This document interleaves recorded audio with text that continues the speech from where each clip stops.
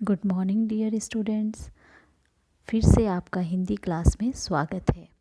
आज हम हिंदी रीडर का अगला पाठ 17 रहीम के दोहे पढ़ने जा रहे हैं।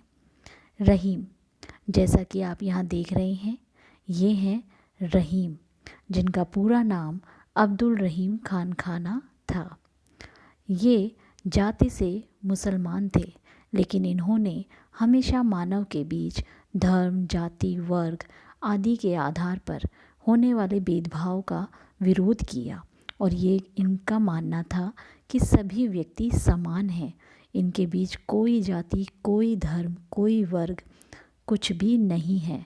अर्थात ईश्वर ने सभी को व्यक्ति या मनुष्य समानता के आधार पर बनाए हैं और इसीलिए ये किसी भी भेदभाव का विरोध करते थे और सभी को एक और समान मानते थे।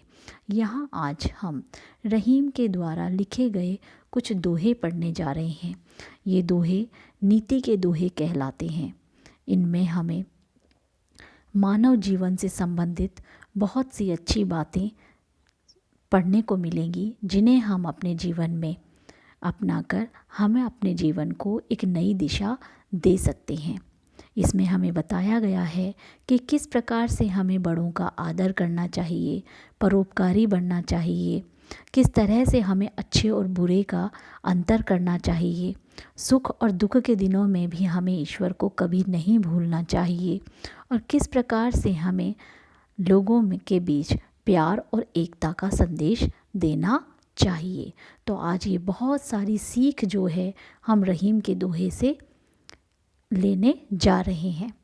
तो देखते हैं, सबसे पहला दोहा जो है वो है, रहीमन देख बड़ेन को लघु न दीजे डारी, जहाँ काम आवे सुई कहाँ करे तलवारी। यहाँ इस पाठ में हमें रहीम जी ने कहा है कि रहीमन देख बड़ेन को, रहीम जी कहते हैं कि बड़े को देखकर लघु न दीजिए डारी, कभी भी छोटे को त्यागना नहीं चाहिए। अर्थात जब हमें कोई बड़ी चीज़ दिखाई दे तो हमें छोटी वस्तु को, छोटी चीज़ों को या छोटे व्यक्ति को कभी भी अनदेखा नहीं करना चाहिए। क्यों? क्योंकि जहाँ काम आवे सुई, कई बार ऐसा होता है कि परिस्थितियाँ ऐसी बन जाती हैं कि हमें बड़ी चीज़ें या बड़ा व्यक्ति हमारी उन परिस्थितियों में, हमारे बुरे समय में काम नहीं आता है और हमें छोटी चीज़ों का ही, छोटे व्यक्ति का ही सहारा लेना पड़ता है। तो हमें कभी भी बड़े या छोटे का अंतर करके छोटों को त्यागना नहीं चाहिए। क्यों? क्योंकि कई बार परिस्थितियों के अंदर जहाँ सुई का काम होता है तो वहाँ सुई ही काम आएगी, तलवार नहीं। एक उदाहरण के लिए, जैसे कि फटे हुए कपड़े को एक सुई ही सिल सकती है, तलवार नहीं। तो इस प्रकार से हमें कभी भी बड़े और छोटे में किसी प्रकार का भेदभाव नहीं करना चाहिए। दूसरा दोहा है, तरुवर फल नहीं खात है, सरवर पियहि न पान, कही रहीम पर काज हित, संपत्ति संचही सुजान। इस दोहे में हमें रहीम जी ने जो है वो परोपकारी की भावना जो है वह अपनाने को कही है। परोपकार अर्थात हमेशा दूसरों की भलाई के लिए कार्य करने की भावना। रहीम जी कह रहे हैं कि तरुवर अर्थात पेड़ जिस प्रकार से अपने फल नहीं खाता है, सरवर पियहि न पान, सरवर मीन्स तालाब, और तालाब कभी भी अपना पानी नहीं पीता है, ठीक उसी प्रकार से कही रहीम पर काज हित।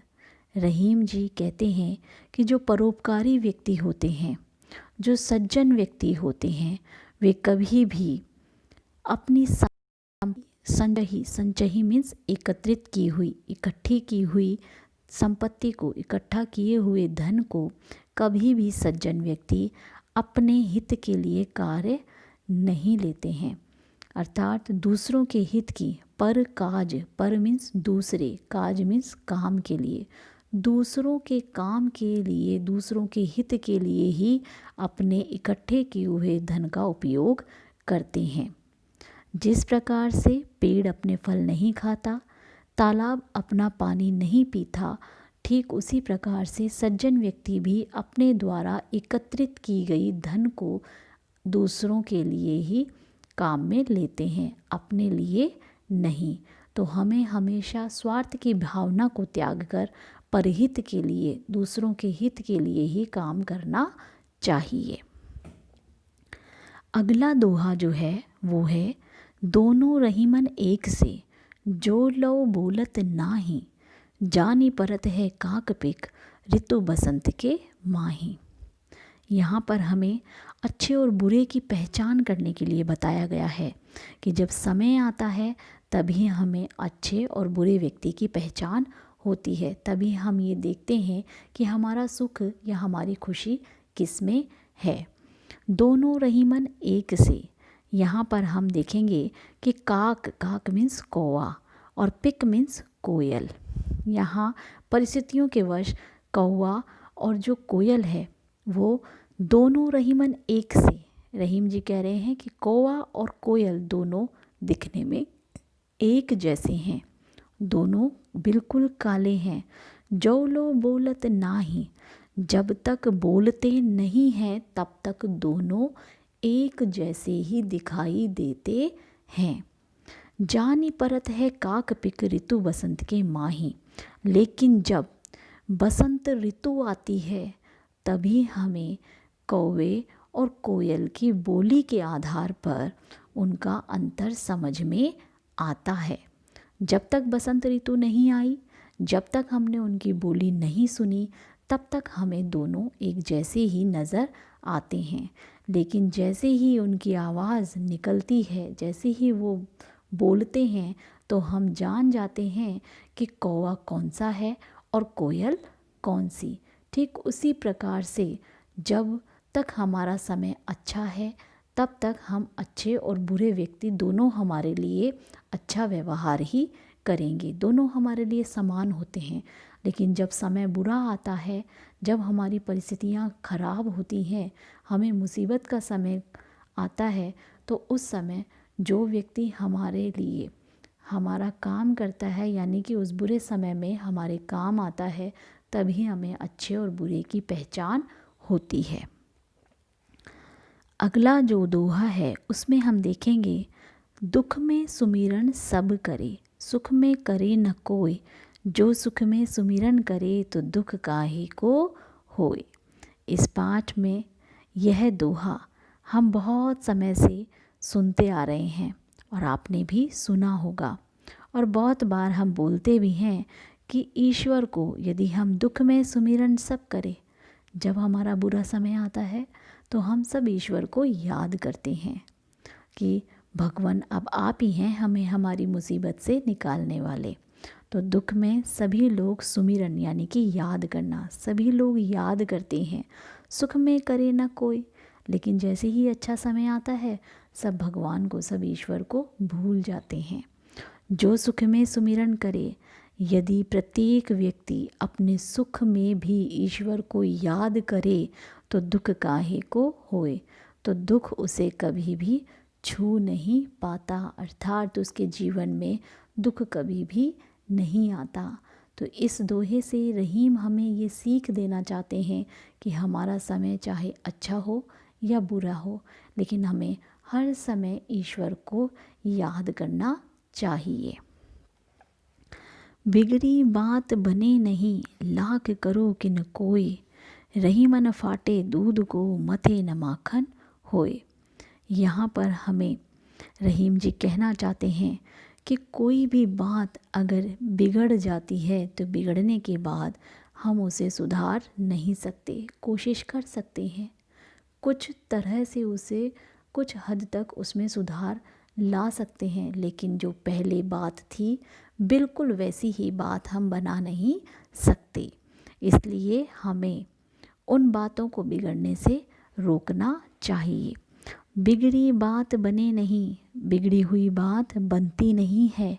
लाख करो किन कोय, लाख करो किन यानी कि कितने ही, कोई मीन्स उपाय, कितने ही, कोई भी कितने ही उपाय कर लो, लेकिन बिगड़ी हुई बात को फिर से हम नहीं बना सकते। रही मन फाटे दूध को, मथे न माखन होए। जिस प्रकार से रहीम जी कहते हैं, यदि सही दूध को जावन दे कर के जमा दिया जाए तो उसका माखन यानी कि घी निकाल लिया जाता है, लेकिन अगर दूध फट गया है और फटे हुए दूध को हम मथते हैं यानी कि उसे माखन निकालने की, उससे घी निकालने की कोशिश करें, तो उस फटे हुए दूध से हमें घी की प्राप्ति कभी भी नहीं होगी। इसलिए हमें बातों को बिगड़ने से पहले ही उनको संभाल लेना चाहिए।